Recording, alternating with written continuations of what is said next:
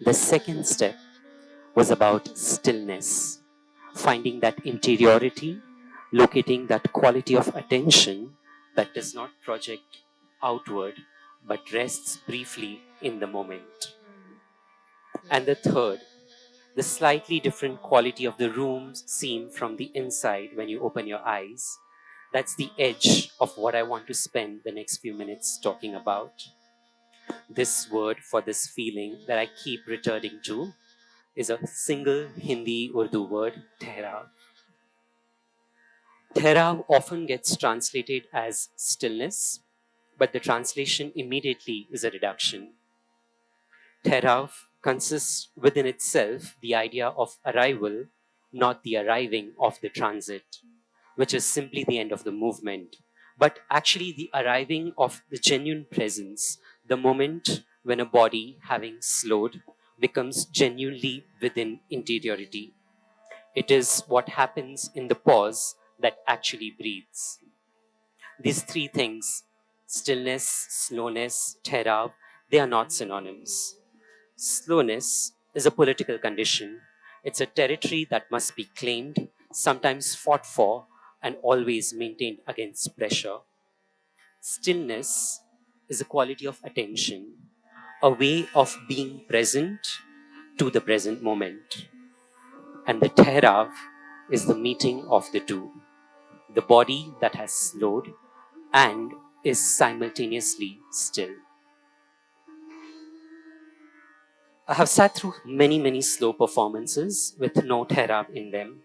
The tempo was deliberate, but the interiority, the stillness was absent. The body was moving, but it was only managing the slow effect, calculating the precision of the movement. That is not Thehraav. There is the slowness here, which is in service of production. And it is not stillness alone either. Stillness can be alone, but can also become distant, sealed, and withdrawn. Thehraav is the meeting, the body that has slowed, that has refused the demand to accelerate, and that is simultaneously, genuinely present inside the slowing, not performing contemplation, but actually arriving.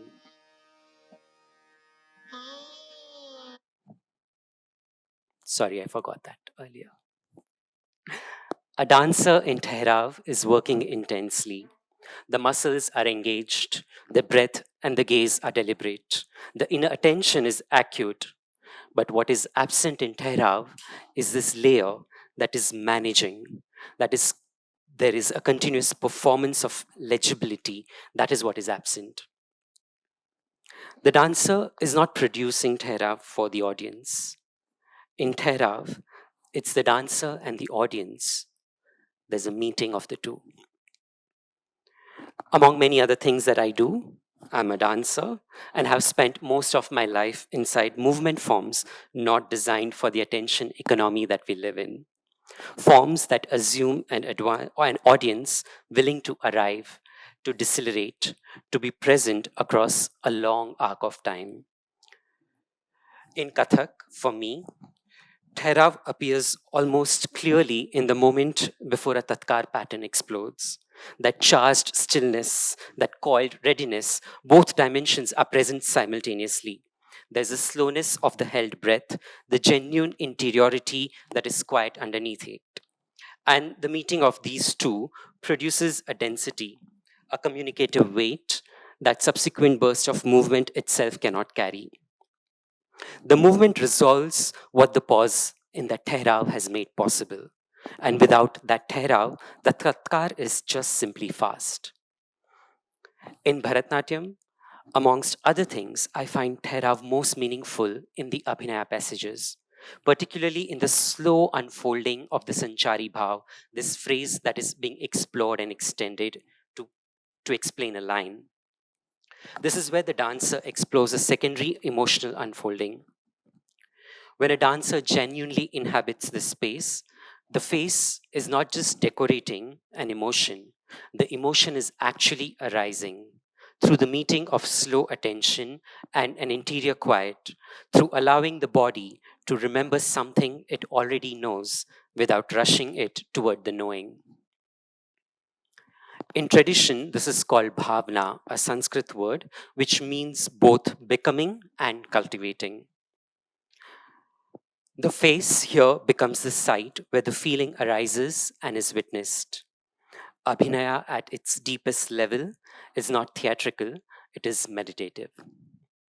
And it is in this context that Natya Shastra, this dramaturgical text that a lot of dancers now refer to, its broader aesthetic framework makes full sense. The Navrasa, the nine fundamental emotional states, they cannot be rushed. A rasa in the Natya Shastra framework is not produced by the dancer and received by the audience. It arises in the meeting of a prepared performer and a prepared witness. The mechanism is called sadharikarna, the dissolving of the ego, boundary between the self and the other, so that something universalized can arise. Speed forecloses this condition that is necessary for rasa to emerge. Restlessness forces the interior quality. Both slowness and stillness are prerequisites to experience the form which was designed to produce rasa. Thehraav, therefore, is not a preference or an aesthetic choice. It becomes a technical condition for rasa to arise at all. We live now in an era where velocity is a virtue. And this is not just about technology, though technology is its most visible instrument. It is about a deeper logic, one that I think has been building for a longer time, long before than the smartphones or the internet came into existence. This is a logic that equates space with value, output with worth, deceleration with failure. This logic has colonized every domain. You look at our corporate businesses, you look at the finance, but also art. I think also love, also care. And in dance, particularly, I see it everywhere. The compositions now accelerate, the jatis grow denser, mathematically very complicated. When I watch classical dance performance being shared on social media platforms, I can see that the form is beginning to reshape itself for the attention economy. The slower passages are always trimmed, the climax is front loaded, the rasa compromised and compressed into a spectacle. Something is being lost, and what I think is being lost is this Thehraav. Because our forms, they were not made for the scroll. They were made for the long breath. They require an audience that is willing to arrive, to stay through a sustained time. And when that willingness is no longer assumed, the form begins to compensate, to accelerate towards its own highlights, to pre-digest its meanings. What it loses in this compensating is the very thing that made what mattered. But I also want to be precise here. There is a distinction that will matter throughout this talk. There are two very different things that can look like slowness from outside. Genuine Thehraav, the meeting of deceleration with stillness, and what I will call institutional stagnation, the performance of slowness without its stillness. An institution that moves slowly has become complacent, a form that has lost its urgency and mistakes that loss for its gravitas. They both look similar from the outside, but they are entirely different from the inside. Franz Fanon, writing about the colonized body, describes a structural condition in which certain bodies are never permitted simply to exist, always required to justify, translate, perform legibility for others. The demand to be perpetually legible is the demand to be perpetually in motion, always producing meaning for an external gaze, never resting in one's own presence. That structural condition is what precisely Thehraav resists. Though I'm also a bit optimistic, there is a quiet, largely unnamed, I would like to call a movement that is happening.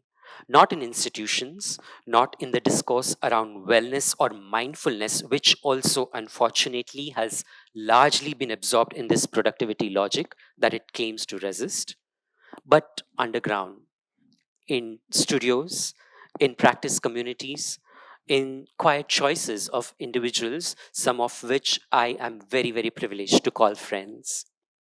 These are people who have stepped off the content treadmill.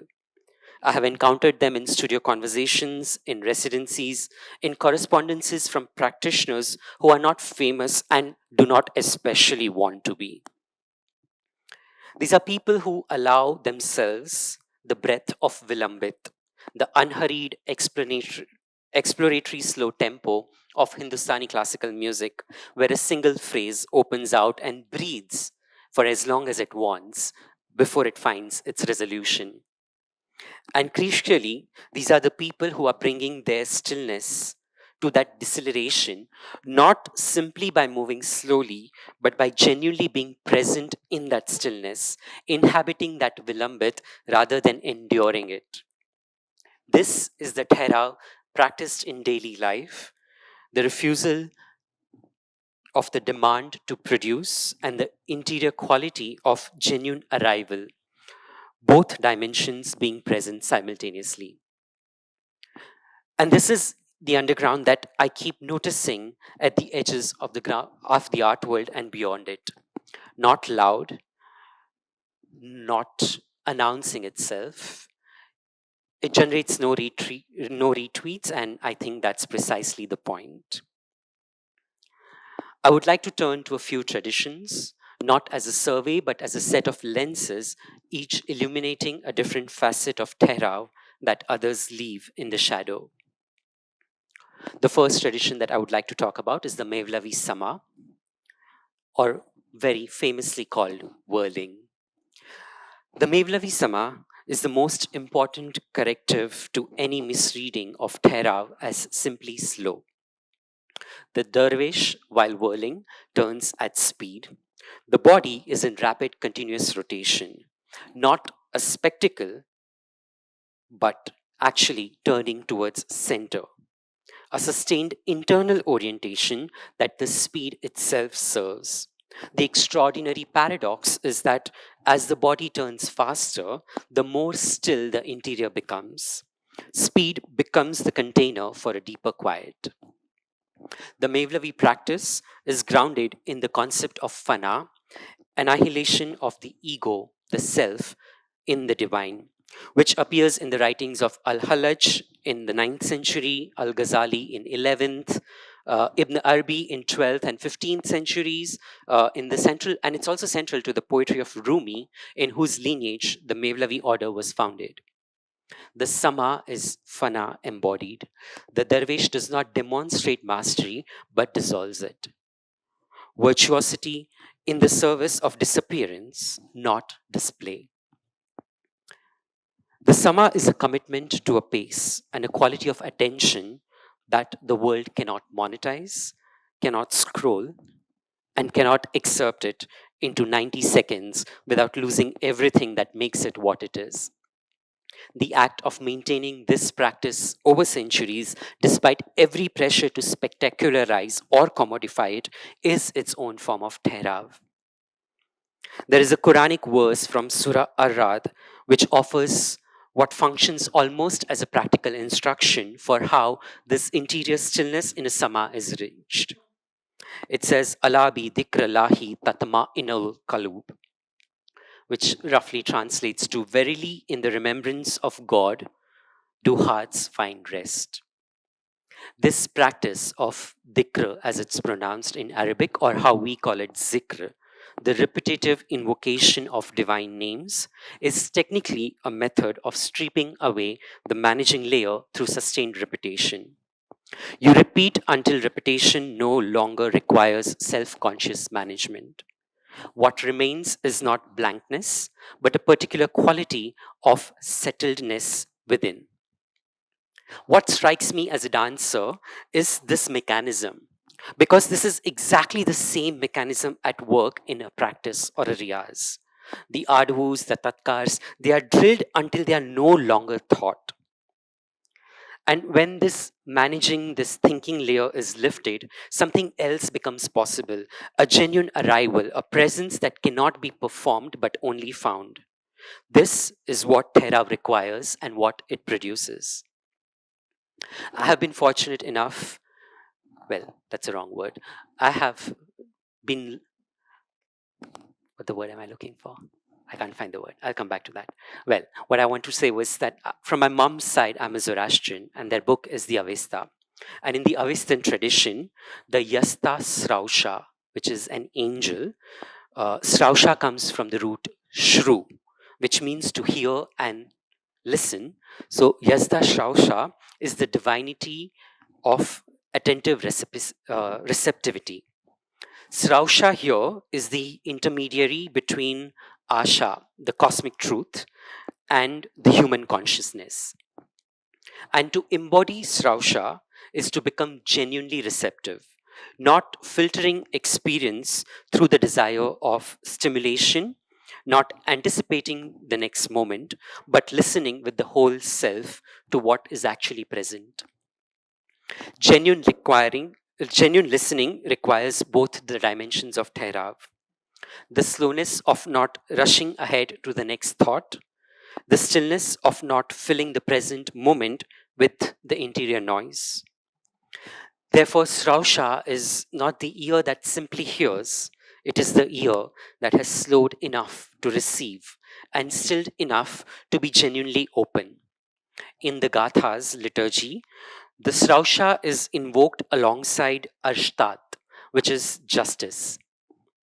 Right listening, therefore, becomes a form of justice, attending well, slowly, fully, without rushing toward conclusion, therefore becomes a moral act. The Bhagavad Gita's concept of sthita pragyata, steady wisdom, the quality of being firmly rooted in oneself, regardless of external conditions, is perhaps the fullest philosophical articulation of Thehraav that I know. The sthit pragya in Krishna's description is not passively still. They are present in the world, fully responding to it, fully engaged, but from a place that is genuinely interior, genuinely settled. Their slowness, their stillness is not withdrawal, it is not an absence. The Gita's context is a field of action, Arjuna on the battlefield. The Sthit Pragya Arjuna acts without attachment. Their steadiness is not the steadiness of someone who has left the battlefield, but of someone who has found interior condition from which genuine action is possible. This, I have come to believe, is what the classical Indian movement vocabularies are ultimately training toward. The years of repetition, refinement of technique, transmission from body to body across generations, these are not ends in themselves. They are the conditions for the Sthit Pragya on stage. The dancer who can be fully present, fully engaged, fully responsive from a place that is genuinely arrived. The Sthit Pragya acts without attachment. The Sufi Darwesh moves without ego. The Srausha listens without agenda. Three descriptions in three different vocabularies pointing to the same condition, Thehraav. And this changes what we understand a performance to be. We are trained by cinema, by our Instagrams, by our Twitters, by every interface that we inhabit to receive, to be delivered to. But Thehraav refuses that contract. A dancer in Thehraav is not delivering, they are being present. And presence is not the same as compelling presence. It does not manage the audience's experience, it trusts that the audience will arrive. When a dancer is truly in this state, genuinely slow, genuinely still, from within, the audience is implicated. They are asked to do their own arriving, to meet the performance rather than consume it. Performance thus becomes ritual. Ritual in the original sense is not display but participation, the creation of a shared time quality in which something can arise, that could not have arise that could not arise in ordinary conditions. I carry multiple inheritances in my body, some chosen, some not, some harmonious, most of them in tension. Every tradition that I have practiced has left a residue, not only in muscle memory, but in the way I understand time, presence, transmission, and what practice is for. Many of the forms that I practice are oral traditions. Their knowledge is carried in the body and not on the page. The transmission happens through proximity, repetition, and time. There is no shortcut through this. The slowness of oral transmission is not a pedagogical inefficiency, it is a method. It is the knowledge only arrives in the body that has taken the time to receive it. Ethnomusicologist Charles Keel's concept of participatory discrepancies, the micro variations in timing and timbre that make a groove feel alive rather than merely correct, point to something very similar. What makes a tradition truly inhabited rather than feel merely reproduced is precisely the quality of human presence, that slight imprecision that signals actual arrival. A tradition without Thehraav is a tradition being performed. A tradition with it is a tradition being lived. Every adavu, every mudra, every compositional structure in the forms I work within holds with it a memory of traditions, of colonial disruption, of revival and post colonial negotiation. These forms carry all of it. When I slow down inside a phrase, when I genuinely arrive in it, I am in contact with that whole sentiment, not as an archivist, but as a body in conversation with what the body before it passed on. This is not nostalgia. This is not me trying to revive a lost past. The anthropologist Paul Connerton argues that bodily practices are the most durable form of cultural memory, more durable than texts, more durable than monuments, because they are carried in the body and renewed in the act of practice. Thehraav is the condition in which that renewal can happen most fully. The body slow enough, still enough to let the memory actually arise rather than be performed.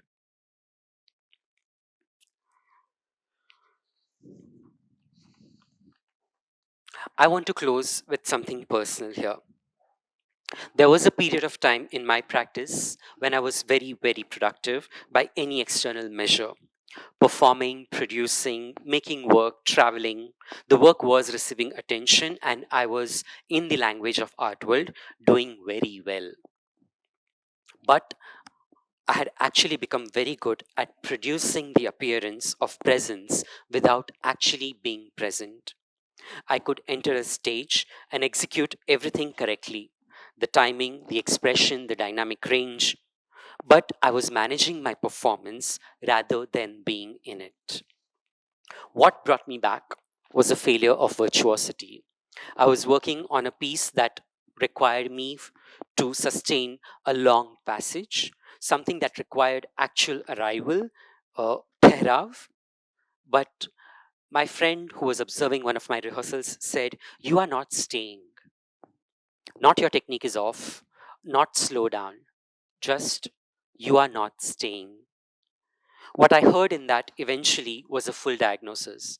Not staying meant you have abandoned slowness. You are anticipating the next moment. Not staying meant you have abandoned your stillness. You are managing rather than inhabiting. And both these dimensions were just gone simultaneously by not staying. The practice that followed was not glamorous. It was learning to hold a position until something very interesting happened. But beyond that, until the, until the desire for something interesting dissolved, until managing layers that had been worn through, until what remained was just the body and the breath and the moment. Slow and then gradually still. And then sometimes, if the conditions were right, something lit up. just presence, just a feeling of being home. That path was mine to find. And I had the time, the practice, the community, the institutional access to find it. I say this knowing that this is not universal. The luxury to slow down is not equally available to everyone. And the luxury to be still, to not be required to manage, translate, justify, perform legibility is even less equally distributed. The politics of who can afford pause is real, and it maps uncomfortably onto questions of caste, class, gender, and institutional access that we need to keep on naming. I am not standing here pretending that Thehraav is a universal solution. All I'm saying is when we accelerate, we should know why. When we yield to the demand for speed in our choreographies, in our rehearsals, in our relationships to our own practice, we should be able to say, I chose this, not the world insisted and I complied. Thehraav is not a technique, it's an ethics. It is slowness and stillness meeting in a body that has chosen against the grain of the world it inhabits to be genuinely present, to arrive, to stay. Across every tradition that I have touched tonight, Natya Shastra, the Avesan Gathas, Bhagavad Gita, Bharatnatyam, Kathak, the Mevlavi Sama, what emerges is the same proposition that genuine presence is an act of will, a discipline, a refusal. The body capable of Thehraav has chosen something, and that choice, in a world that has made velocity into a virtue and restlessness into a default, is the one of the most important choices available to us. In the beginning activity today, you moved through 3 steps a bit too soon, but somewhere briefly you also slowed, you stilled, and you noticed what changed when you were present. That was Thehraav. Very, very brief, but definitely real. Whatever you noticed in those few minutes, that quality of attention, that slightly different room is available to you more often than the world will encourage you to find it. That sthit pragya does not achieve their steadiness by leaving the field. They stay, they act, they remain throughout, genuinely arrived in themselves. In a time when art is constantly asked to innovate and explain and impress and be virtuous, Thehraav offers something rarer: the courage to pause, the strength to be still, the grace to simply breathe. Thank you. This is hurting.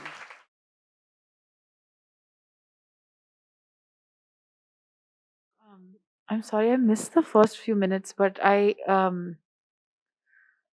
would love if you could speak a little bit more about what arrival means and how it can be. I mean, how it can be cultivated as an intentional. Uh, I don't know if it's a practice or if that's the wrong word. Yeah.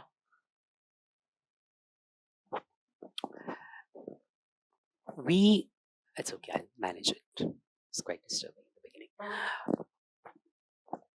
I think in the culture that we are born in by chance, we already have a practice that exists: meditation.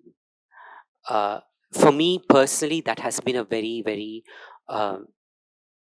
good way of arriving. When I say arriving, what I mean is being present here right now with you in this conversation without thinking about, oh, I have to go home and send out that email, or, tomorrow, what am I going to do? Or, oh, what is that person doing? For me, being in the present, in this moment with you, genuinely with you, right? Because I can also be with you talking and thinking of 10 other things. That is the arrival that I'm talking about in Thehraav. Uh, this is what I find lacking, for lack of a better word, in today's performances. And one of the things that helps me is, of course, meditation, but to also consciously train your mind to stop the noise inside. We have a very monkey mind. And the way that we live in now, there is just so much stimulation. Uh, it's so to sort of be able to cut that off. Um, One of the things, like I said, meditation, yes. I also journal. It really sort of helps me uh, put all my thoughts down and really sort of empty myself of it. I do this almost every time before I go for a rehearsal, because then everything is just put out there and then I am present. Uh, yeah, something briefly. Does that answer your question? Yeah. So this is something that is in your Vivid. body. Yeah. Yeah. And it's a sustained practice. You can't Mhm. say I have meditated today or I have Yeah. journaled today and then I'm free of it. Yeah. It's what we were talking about, this repetition until the layers are sort of worn off and nothingness remains. Uh, and it's an active practice. Yeah. I Yeah. liked how you said that we we have to hold stillness until the desire for something interesting to Goes happen away. dissolves. Yeah. That's very important. It's also very hard. Very hard, yeah.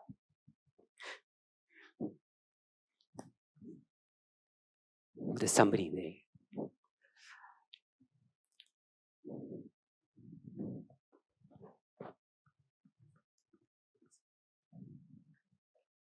Hi. Hi. Thank you very much for this. After having heard what you said, I'm just wondering if it is possible in the space and time that we have to go through that initial exercise again more slowly and more deliberately. Again, not looking for something interesting to happen, but just with the awareness and the consciousness that you've brought Sure. If in everybody our is up for mind. it, I don't mind taking you through these exercises. Thanks. And also a question. Yeah. Is it a little bit like embodiment, or is there a difference between stillness and embodiment?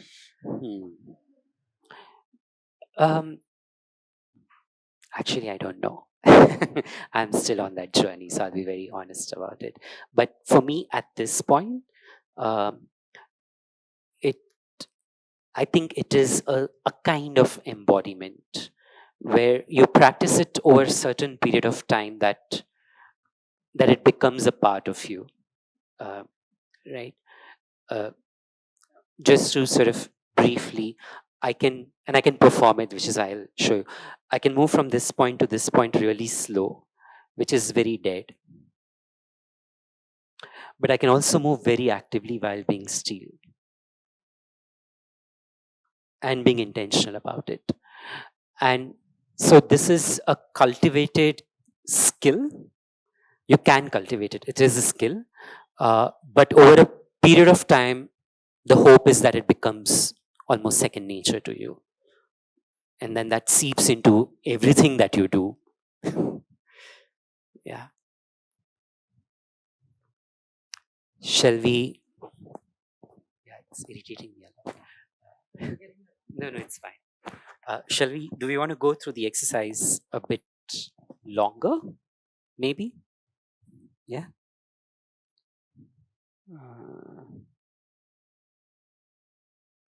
Can we have the sound for this?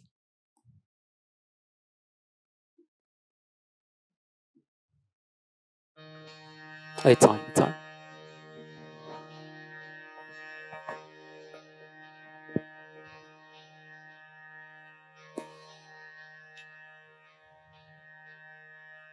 This is optional. Right.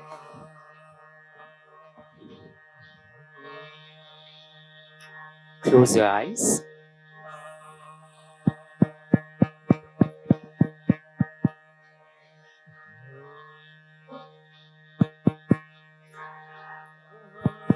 We will divide our breath into 4 counts.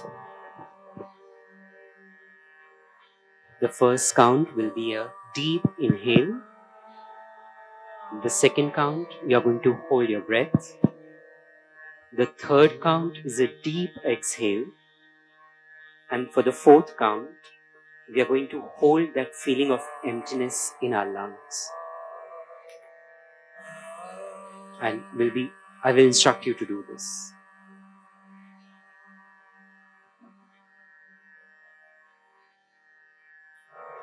Taking a slow, deep inhale through your nose.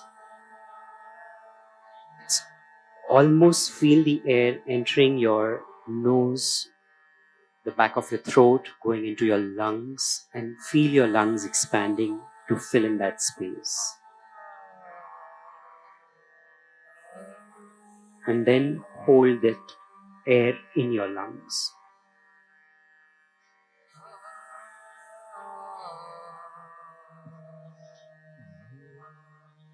A slow exhale. Try to control the release of breath from your nose. And feel it emptying out of your lungs. And then hold that emptiness in your lungs.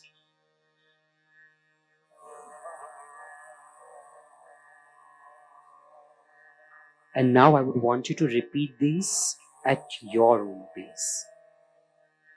Deep inhale, hold, a deep exhale, and hold the emptiness at your own pace.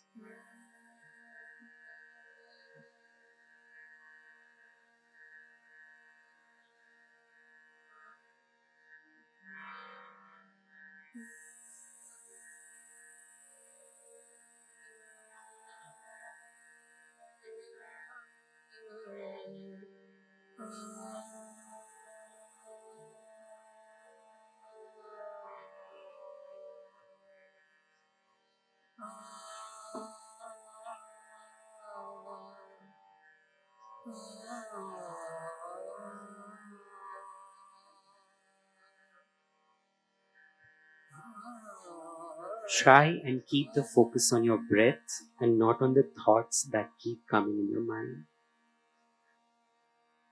While you are repeating this exercise, every thought that comes in your mind, just leave it. Don't attach yourself to it.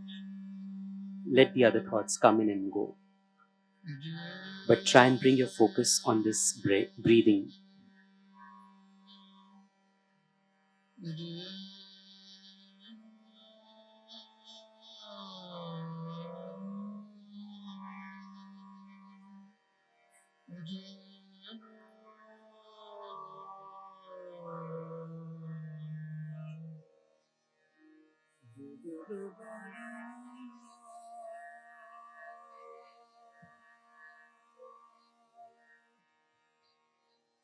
And once you find this rhythm of your breath, I want you to locate this sound that you are hearing inside your body.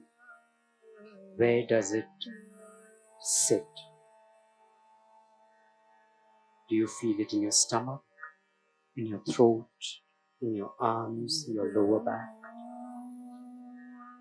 Just try and bring your attention to the sound and where does it sit in your body.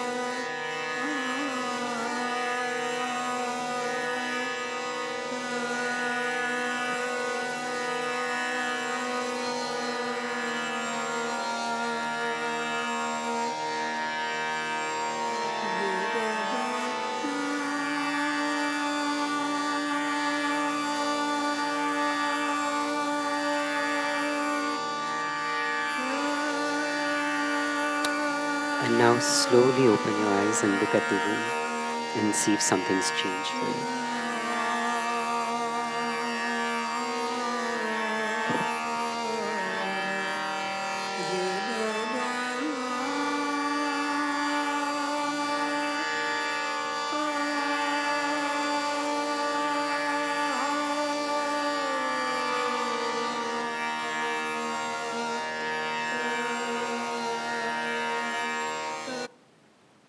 Thank you. Any more questions, observations?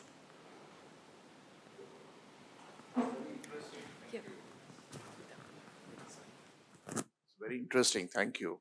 But this Thehraav concept, what you explained, is very much the Thehraav, Yeah. which you explained, is very much there for the music also, right? Yeah, Drupad also has it. In fact, there's this, the Drupad tradition talks about this silence between two notes.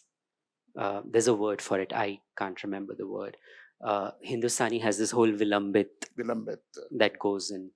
Your alap starts, your khayal. They are all Thehravs. They are all calm, still pauses. But how do you look at Carnatic, which is a little faster in that sense? Faster But than. even if you look at the alap developments in the Carnatic raga system also, they are slow paced. You don't go to the tanam directly, right? The notes unfold at their own pace, and there are some beautiful compositions of old senior uh, people, even younger ones, who have these beautiful alaps, which is just for 1 hour he's stuck on his sa Mm. and he's not moved from his sa for an hour. For me, that is Thehraav. To have that sustained passage over a period of time. I'm sure there are some musicians here who can also answer this if they want to.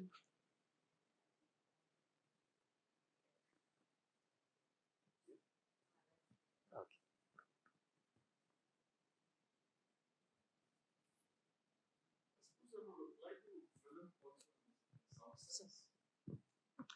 I would say it applies to everything, even life, general day-to-day life. Just that, yeah, for sure, for sure. For sure, there is a certain. I think a lot of these, at the risk of sounding very old, these new movies have this whole, that Yeah, pace. correct. That's what I was thinking Yeah, of. yeah, yeah. It is that slow sustainedness of in films. So there are some really nice new films that also have Thehraav in them. Happy to recommend you a few. In fact, I was reminded of Ashutosh Gowarikkar's movie. There's one he's made on that Surya Sen. Okay, I don't know. The boys then get cornered and they run. That itself was, I thought, what something like Thehraav. It's beautifully done. That last bit when the boys are really cornered and they just. And that is also what I sort of referred in the talk, was that you often confuse Thehraav with this slowness. It's not that. It's slowness meeting stillness in some ways. Uh, because like if you look at again what I spoke about in the talk, the Mevlavi tradition where we whirl, the whirling is at a really fast speed, but there is a certain stillness. It's almost meditative, right? So there's a certain stillness that comes within. It's a very interior quality, very hard to describe, but when you see it, you know it.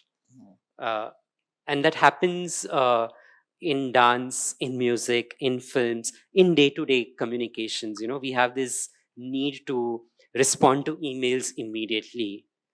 Why? Like, you can take your time. Nothing's changing. you know. Yeah. So, Thank you. It's very interesting.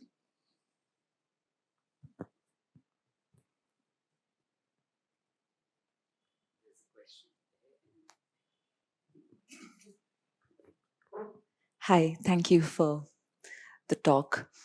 Um, in a lot of, especially with the few questions that you had received, there's a lot of where we're speaking about interior. This is like an interior quality to have, to practice, to explore.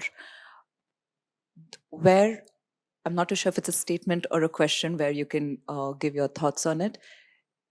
I find it difficult to do it in the presence of others, right? Like, so if you're a dancer, especially in the classical arts field, should I wait? Yeah, no, continue. You're loud enough. So, in the dance field, right, when you're doing a solo performance or when you're probably taking the entire thing for yourself, this interior quality is easier for me to practice and continue and keep it.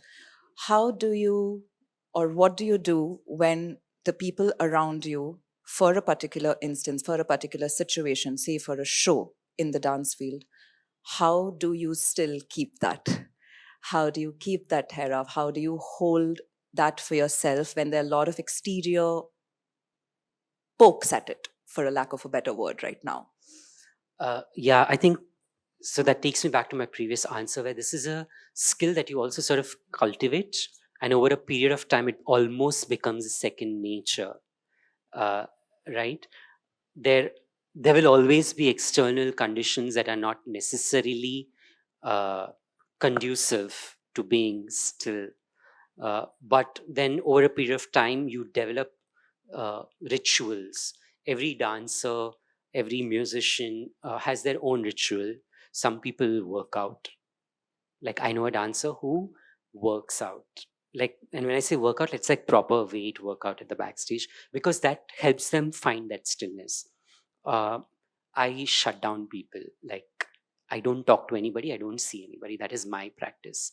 Uh, I know a musician who goes quiet for like 48 hours before the show.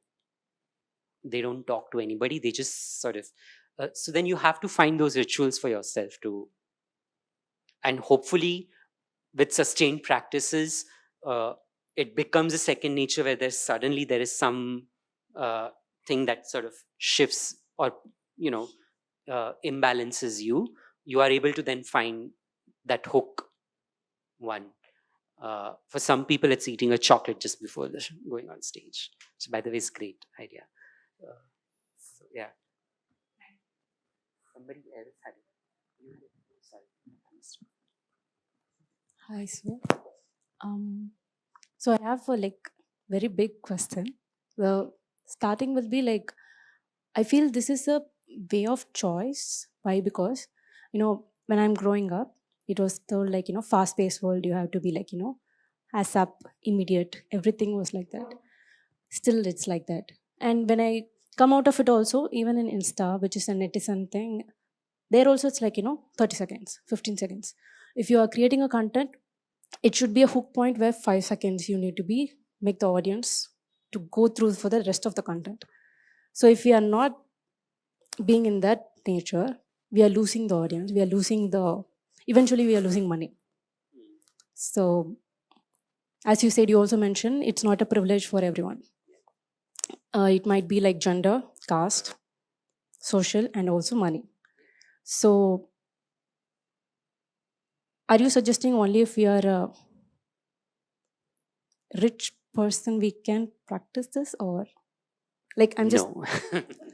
I'm like telling in a way, No. I'm not privileged in many, like as I'm taking myself as a subject, I'm not privileged in terms of gender, in terms of age, in terms of money.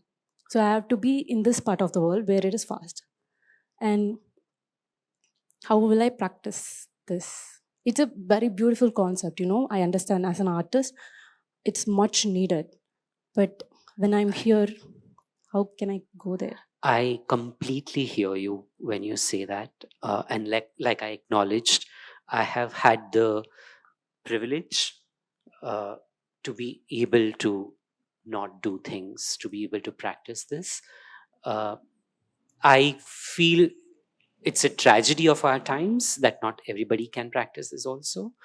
But I also feel it's very important. And the only solution I can think of at this point of time is as a collective to make these institutional changes uh, that would allow an artist to just breathe. You know, uh, sometimes it could also look as you could look at it as defiance. Uh, there are people who don't have the privileges but still don't want to be trapped in that content economy that we are right now in. um, it's a choice, uh, and every choice has a price to pay for, right? So you choose to not engage in this content economy, you pay a price. You choose to engage in it, you pay a price. uh, it is up to us to decide what matters at that point of time. I don't think there is a right or wrong here also. um, but like I said, the best thing we can do is collectively, as audiences, as institutions, as artist collectives, as a community, come together and make space where this stillness and slowness can be nurtured, protected, cultivated, supported, whatever. So But it's a very genuine, yeah, it's an issue. I felt like when you were telling this, it's a price I need to pay. Whether I need to pay a price, peace of mind, or piece of money, which I need to pay. So I Yeah. need to choose between that. It does not, also, I think, let me contradict myself here a bit and see. Maybe I'm wrong and I'll then say, yeah, maybe you could be in the content economy and still find the stillness, you know? Because when I, am I, am I contradicting myself correctly? But am I on the right thing? Yeah. Sorry, this is a nice thought process, so bear with me. I could still make content for the sake of it and then detach myself from it. Do I want to make content is a different question, right? I don't want to. If you see my Instagram, it's terrible. Uh, and it's funny because one of my job is to advise other artists how to run their Instagram handles. I'm terrible at it, but it's a choice. But if I choose to, I think it is possible to separate the two, which would maybe mean I make this content, I put it out, and then I don't engage with it. Maybe, I don't know. I'm still thinking, and when I have an answer, clearer answer, I'll get back to you for sure. Sure. Yeah.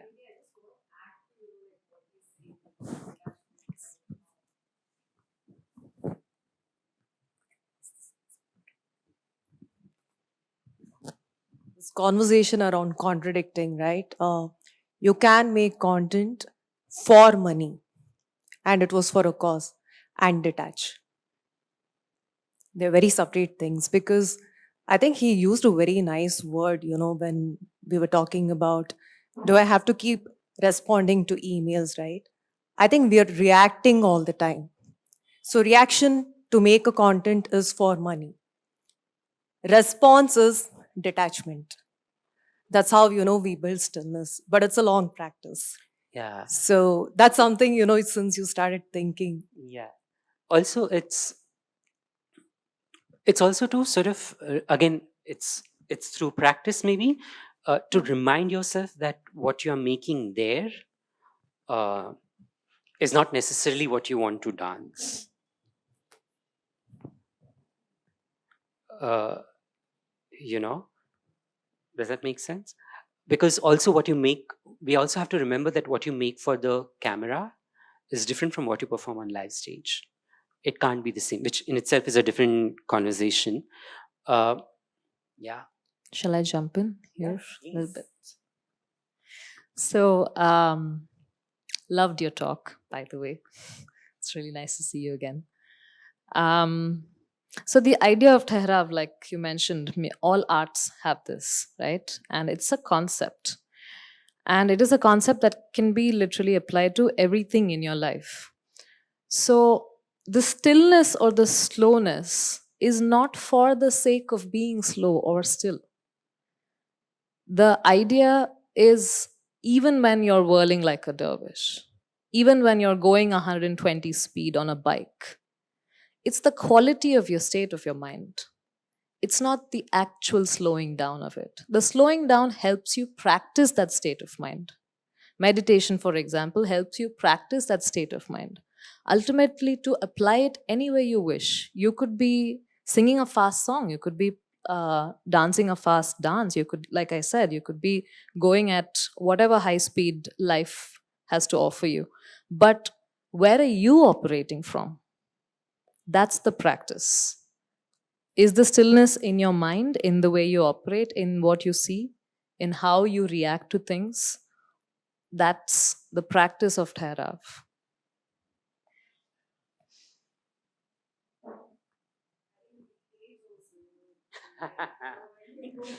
I didn't want to bring. No, actually, that's not true. Actually, that's not true. I know a lot of senior people. Is that the politically correct term?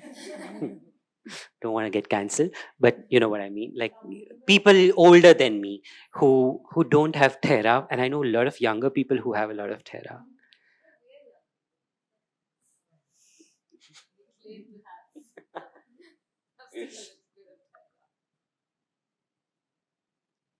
Okay, I'd like to ask a question, and this might be a little out of context because I was in and out and I might have missed it. Maybe you have already answered this. But I heard you say that Thehraav is also about presence and being present in the moment.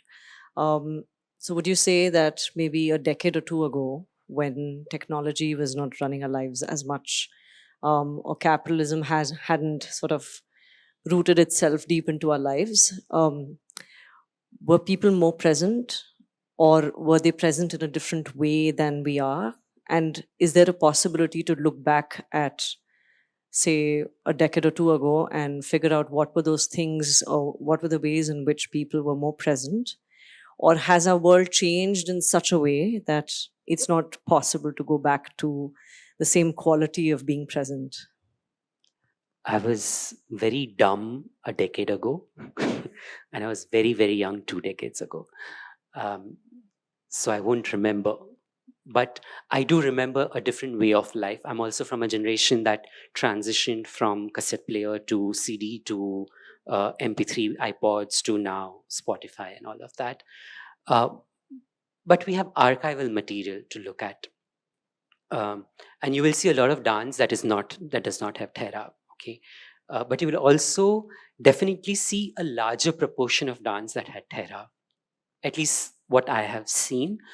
I don't think it's a doom scenario where we cannot recover from. In fact, like I said also in the talk, that I'm seeing a lot more people wanting to be on this slow life journey. Right? Some of it is just literal slow, and some of it is about just being present in whatever you are doing. And ironically, that has resulted in booming of this wellness culture where everybody's fast producing courses about being still. It's quite funny. But I think it is possible. I think it is necessary to get back to that. And sort of what she said, it's a privilege to do that. So I would, not as you as an individual, but as you as an institution, I think it is your responsibility to make those spaces also, like the one that we have made now. Right? But again, we are in a capitalist society, audience numbers, revenues. I think there is a way to figure out how to build that space. And I don't think there's all hopes lost.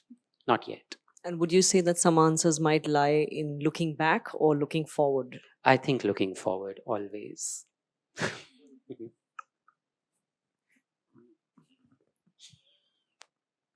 You might have to answer your own question.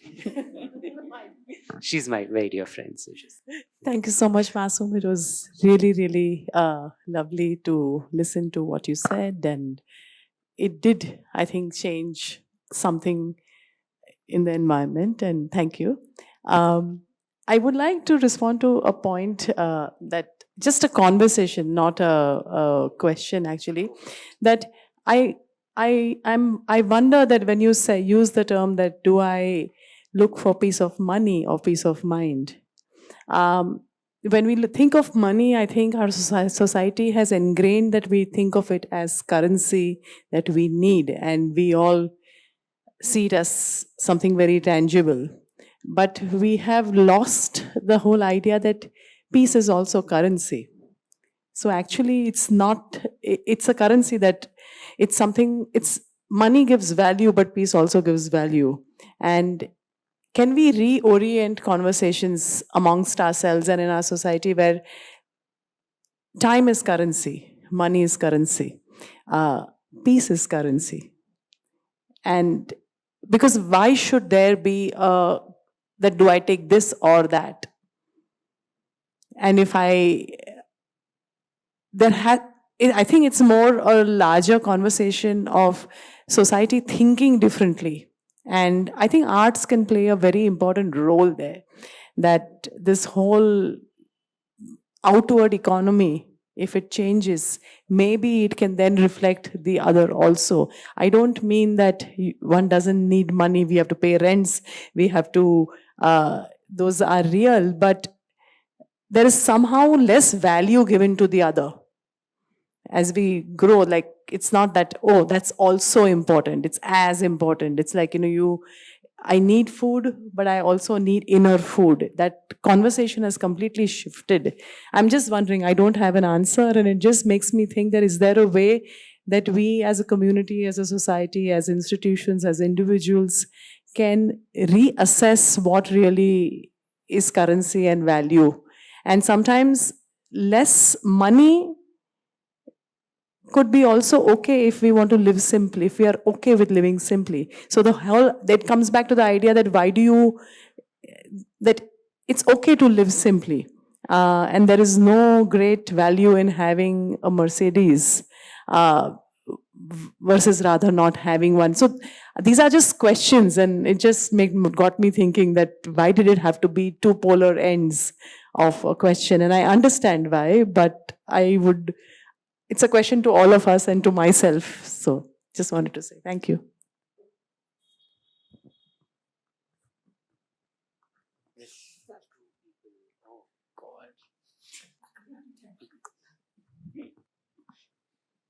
You are not here for the talk. Hi. So my question is, with things changing so rapidly around us, how do one mindfully practice Thehraav in life? Another question, do you think only rich and privileged can afford to have Thehraav in their life in this country? क्योंकि life बहुत difficult है working class के लिए. Very loaded questions.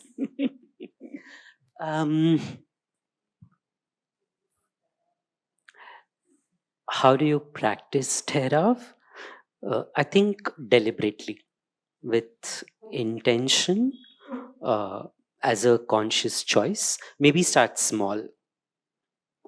I started with not replying to my emails immediately. I honestly started with that. My email signature now says it takes me 2 days to read, 2 days to think, and then respond. So it can easily be 5 or 6 days. I think to make that choice of just, so you're making your chai in the morning, and to say, okay, I'll just focus on making my chai in the morning.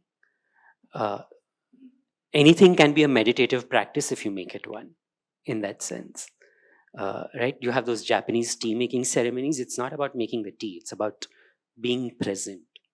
So maybe to start slow with one thing deliberately could be, As to your second question, I think so, yeah. I'm a socialist at heart, so I would say yes. It is a privilege. I have reached a stage in my life and my career where money isn't that big an issue. It was in my younger days, and I know that I didn't have Thehraav. Was it related? I don't know, but I think it was. Yeah, I'm not 100% sure, but yeah.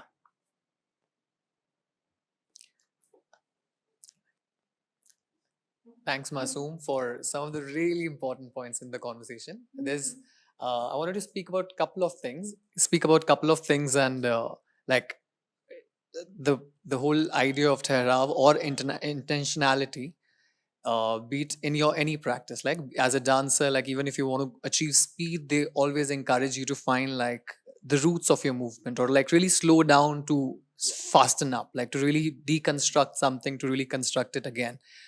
I guess, and that in the context of performance making in the current sort of arts ecology changed when we started like prioritizing the product over the process, or the commodification of your own practice. And how do you kind of address, because arts in general, your practice has Thehraav at the root of it, wherever, like, you know, just the daily rigor of it, or your daily riyaz, that has a sense of Thehraav in your practice. Where is the gap? Because that commodification of performance happened in terms of at an institutional level, when you back performance making, like right, grant writing, you write an application, there's a certain number of words that you need to describe. So there's also a non-Thehraav of that the process of making performance. Like so where do you address that gap between the agencies that support performance making from the artists? I think there, and this is something that is coming up in a future projects, I think we need to make space for failure. We don't talk about failure a lot. We are in a product economy. Everything has to have a result. You know, you start creating a dance work, it has to become a performance, it has to do 10 tours, it has to do XYZ thing. Nobody talks about what failed, why it failed.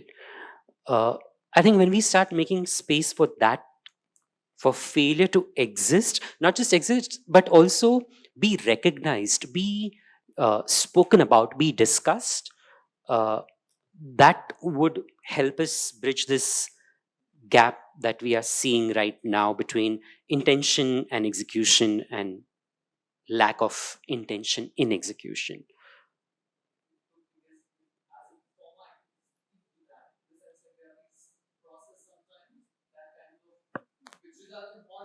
Yeah.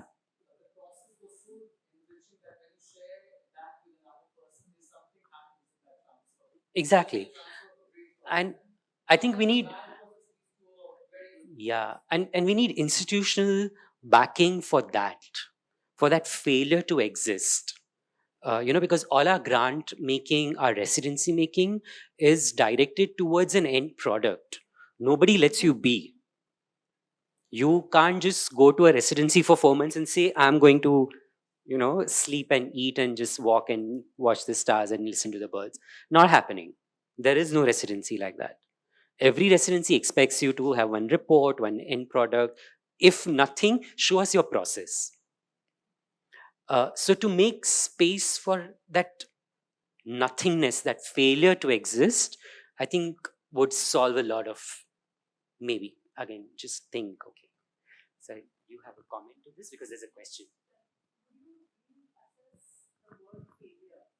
I understand what you mean by failure, but is Yeah, it really failure?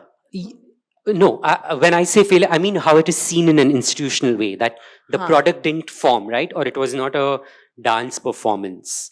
or it didn't become Correct. So, the. what would be the terminology that would I be have there to think for about the for the creator or the person who's in the process? We'll think about it. It shouldn't be failure. Definitely not. Yeah. No, Okay. No. Yeah. There's somebody here. There's a question. He has a question also. I'll give you. Yeah, hi. I just have one suggestion basically. I think the word privilege needs to be recrafted basically. Why, I'll tell you. You showed us without any money in 4 steps, you can actually go in that direction. Okay, Thehraav, this one. So I don't think so like you have to be privileged to live that life basically. You can do your transactional things on one side, and then like you can be, though like people like you might be like living the whole day, but I can afford 10 minutes in a day. Just a suggestion. Contest this a bit. I think we need to acknowledge privilege, because just coming here and being in this space, not everybody can access it. And that speaks to privilege, a certain kind of privilege. It could be language. When I say privilege, I don't mean money only, because privilege has many things. It could be language. Me talking in English, that itself is a privilege, right?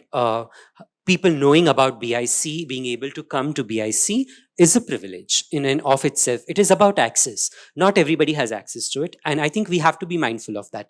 Even just these 4 steps that we did to sort of arrive to certain kind of stillness within ourselves, you were able to do it because you had the access to be here and understand it in a language that I spoke. I speak very broken Kannada. I speak Hindi, I speak Gujarati, but if somebody doesn't speak either of those languages, they can't access this. I'm not saying I'm the only person to be able, who can they can access it from, but you know what I mean in this context. So I think when we are saying privilege, yes, we are not saying just money.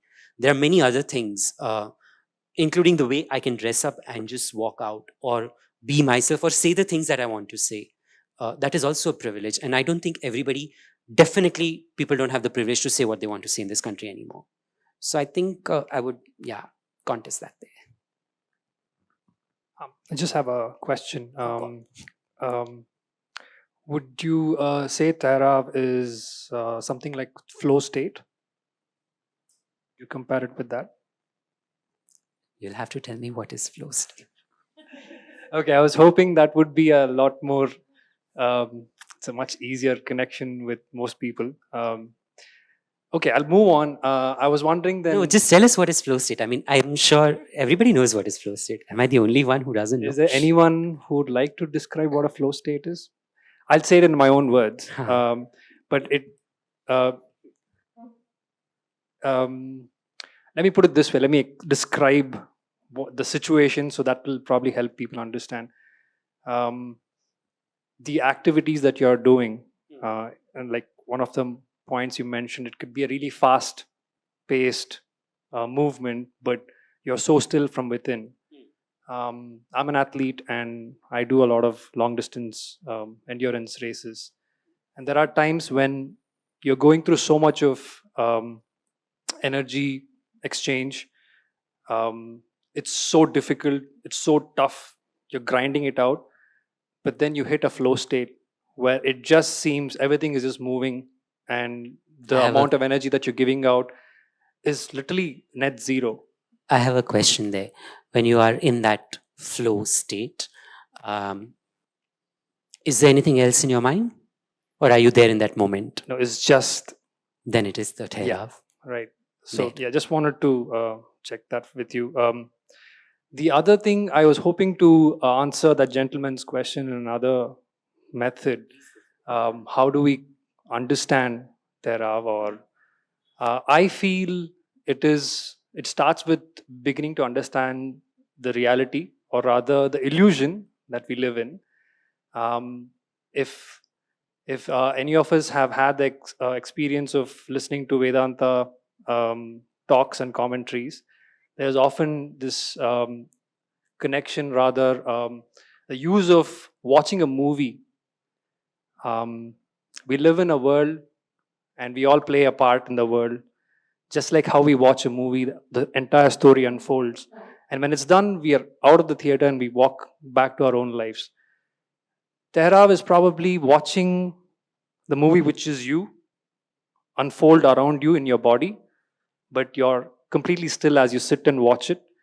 You will go through the emotions, but you're unaffected by it.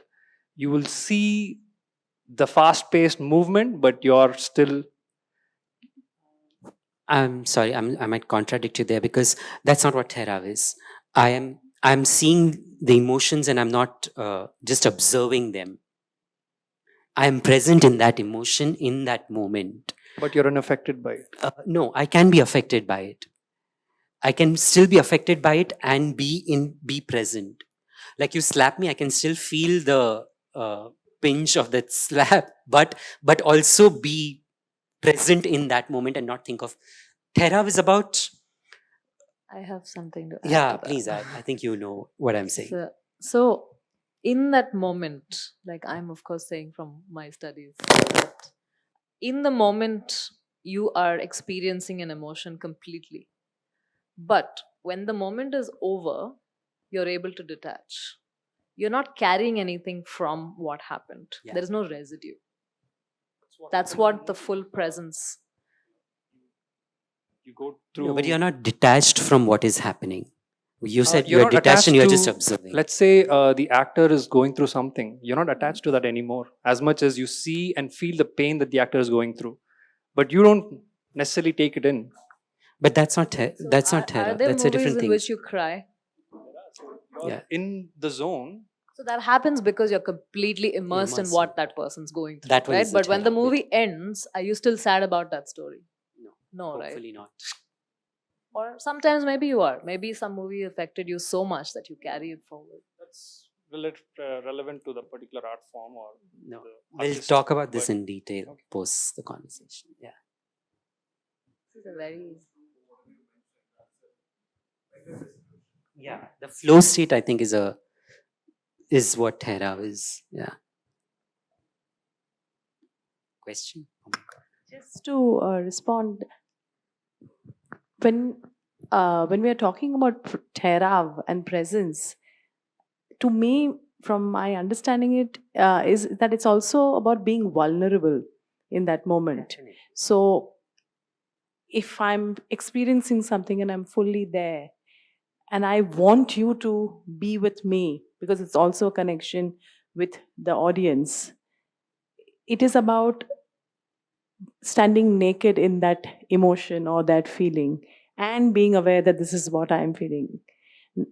And if that is what we are talking about, then I think what you are talking about, would that still be aligned to that, or would that be different? It's a question.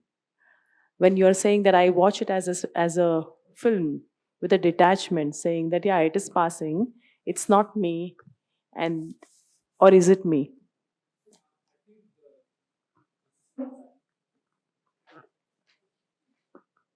I think using the example of a movie is kind of tricky with artists around. But yeah, I think I probably need to articulate this better. And of course, these are all perspective based. So how I watch a movie is different from how others watch a movie. But from a very material point of view, it's just something that's happening on the screen. When you're, what I was trying to say was when you're performing and your conscious self is so still and detached from the speed and all the other features of that activity. Your intellect is obviously there. Your physical No, but immersion then is there. I'm not in the moment when I'm detached from it. Thehraav is about being present there in that moment. Yeah, you have to be present when watching a movie. You can't be thinking of something else and be able to follow the movie or fall into that emotion. You've got, if someone is affected by the emotion that's watching on the screen, you have to be present. I think want to introduce another word. Rather than presence, would awareness be a better word? You're talking about Awareness. awareness of That's, yourself yeah. in that moment, what you're feeling, where you are, what you're. Like the movie is so good, I'm actually in it, but I'm not affected by what's going on. Yeah, that would be not the performer. Right. Okay. It's the emotion that is created in you because of the performance. Yeah. Right. Nailed it. Right. Yeah. Okay. Yeah. That answers. Yeah. When you're both in that state, it's not a state of detachment. You're completely one together. Not the best analogy, obviously. Yeah. So in Natya Shastra, if I remember correctly, no, sorry, in Abhinay Darpana, Abhinav Gupta is the Abhinay Darpana, correct? Sorry? Abhinay Darpana, yeah, which is a text, performing arts related text. There is a concept of Sadharanikaran, which is a space of universalized engagement, a space where the boundary between the audience and the performer dissolves and they meet each other at that space. One of the prerequisites of, according to the text, one of the prerequisites of reaching that stage is for the performer to have Thehraav, that stillness within them being present in themselves. Then it is the audience's responsibility to meet the performer at that state. And this happens only through a slow, sustained, long arc of performance. Right? Like somebody expressing love, the world that we live in, you can't do that in 90 seconds. That emotion to develop, which is why if you look at actually the traditional performances, they were not 1 hour performances also. They were 3 hours, 4 hours. Some used to go for nights together. Kodiyatam in Kerala happens over nights. Kathakali happens over nights still in Kerala. Because that one night will take just to have one emotion. There's a beautiful work, was it this piece, it's a very beautiful piece in Kodiyatam, where Ravana sees Sita. And the 10 heads of Ravana are describing Sita's beauty. Each head is feeling something different, the way he's looking at her. Each night is just one head performing that beauty. And each of it is different. And it's hours of work. So that instantaneousness doesn't come in there. I don't know if I confused you further or answered you, but quite a bit. But it took me to another place. Would that be then the performer watching their own performance? In a way, because that's detachment. No, watching their own just performance. watching with detachment. I think that's a Buddhist concept. No, there's some. We'll talk about it afterwards. I have a longer conversation on this issue, but sorry.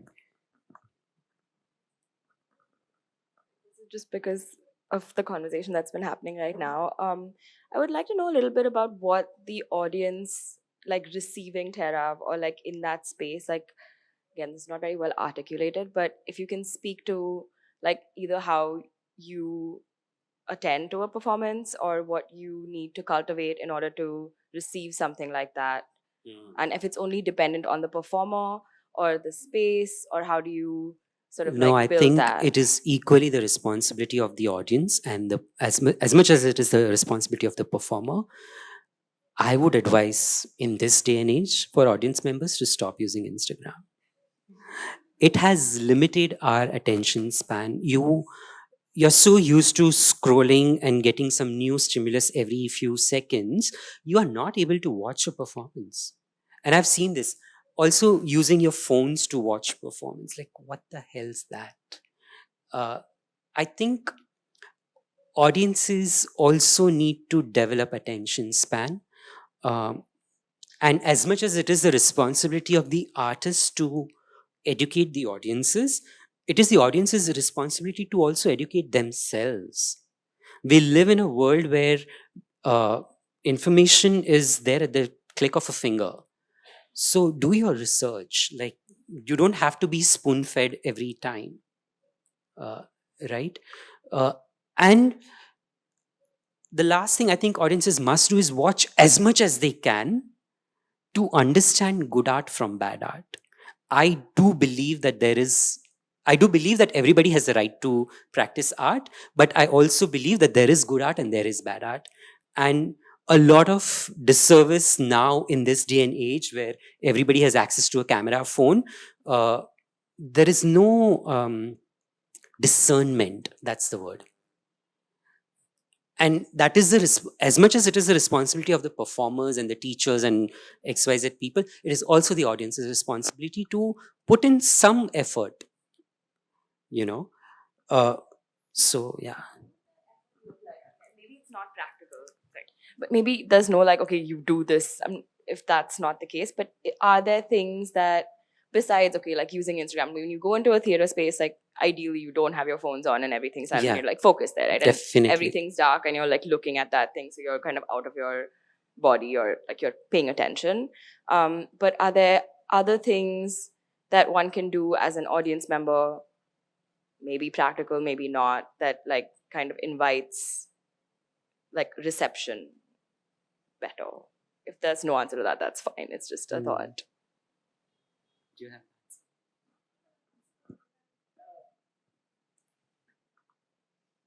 So I think it also depends on, so the one thing that you can commit to is being present, without your phone, without your other things. But then the other question is that which art form are you watching? What form is it? What context is it? Is it Hindustani music? Is it Drupad, or is it Kudiyattam? Because a lot of art forms have very strong rooted cultural contexts to it, and their own vocabularies and their own languages.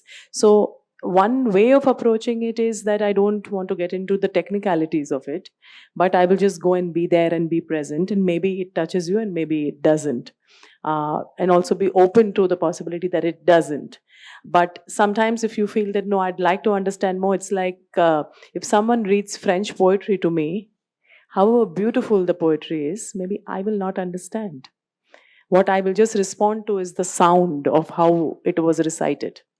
But if that touches me, then I'll say that maybe I need to learn French, or maybe I need to understand poetry. So it's a journey. I don't think there is a one answer to it.